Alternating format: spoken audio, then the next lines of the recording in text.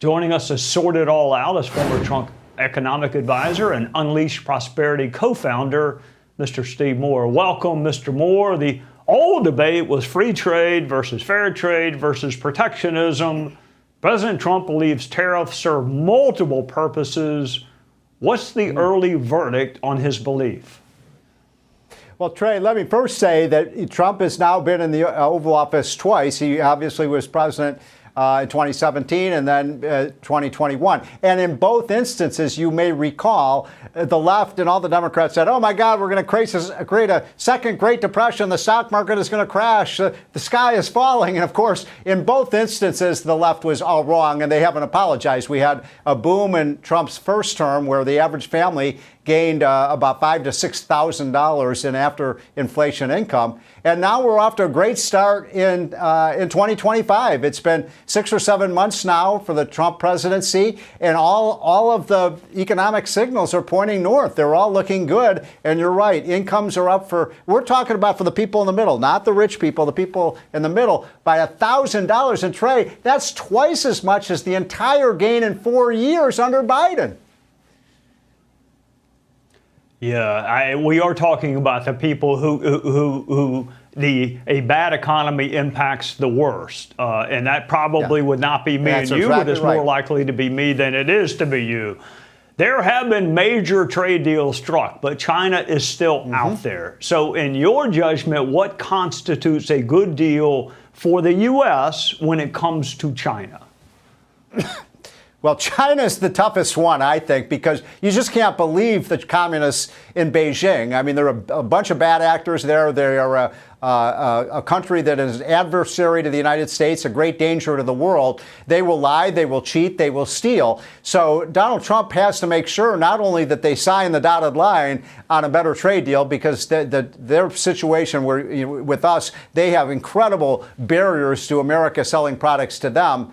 But the real key is going to be whether he can get the verification that they're actually abiding by these deals. But I love what Trump has gotten with Europe. I love what he's gotten with the UK. And as you know, I've talked about this previously on your show. I've been somewhat of a skeptic on some of the trade tariffs, but they have really driven these countries to the bargaining table to create a level playing field that is very much in America's national economic and national security interests.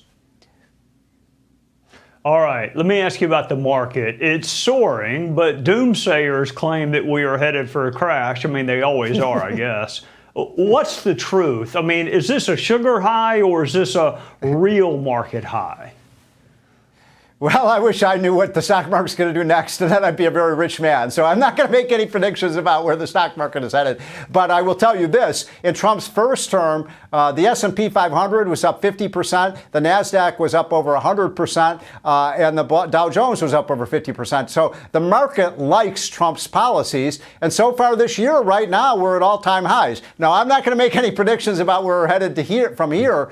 But if you look at all of this investment that Trump is bringing in, he has hundreds of billions, he says trillions of dollars of commitments of countries and companies abroad investing here. If that happens, you're going to see a big boom in the stock market, but that's a big if.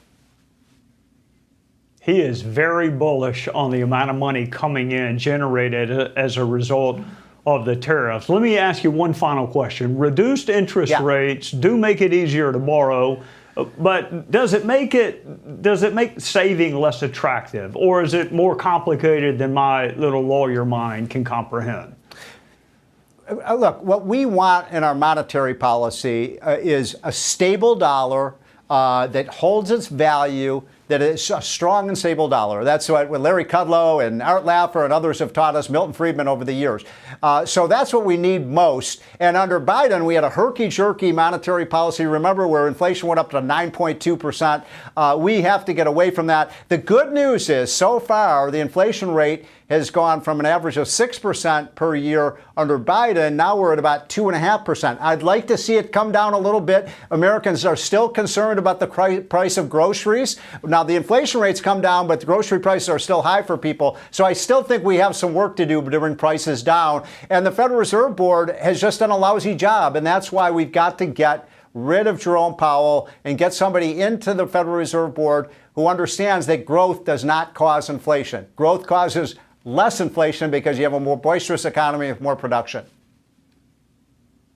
I think I know somebody in Washington that agrees with you on getting a new Fed chair. Stephen Moore, thank you for joining us on a Sunday night. We'll see you soon. Thank you, Trey. Hey, Sean Hannity here. Hey, click here to subscribe.